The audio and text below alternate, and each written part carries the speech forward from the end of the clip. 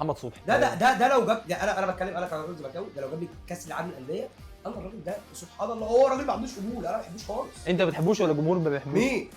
والله العظيم ثلاث ارباع جمهور الزمالك نفس رايي قسما بالله. محمد صبحي ده كارثه. طب عواد؟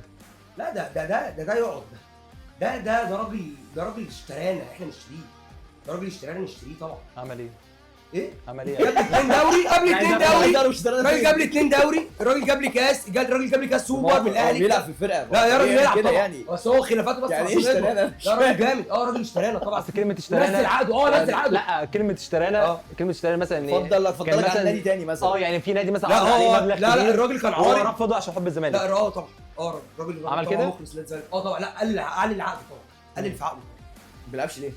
لا دي خلافات بقى اداريه مالكش دعوه بيها خالص. ما بيلعبش ليه؟ مالكش دعوه بيها يا عم. طب ما في مشكله اهو يا عم انت مشكله وانا متصدر عليه كل حاجه. سلط عليا الدور يا عم لا اشمعنى مشاكلي مشاكلي انا؟ اشمعنى مشاكلي انا اللي مستباح؟ انا اخلص ايوه يا عم اخلص انا مش فاهم اشمعنى انا مشاكلي اللي مستباح؟ انا ما وانت قطعتش. مشاكلك انا خلي بالك انا ما قطعتوش. دي حاجه غريبه. المهدي سليمان هو مهدي سليمان خلاص هو راجل المرحله يكمل موسم.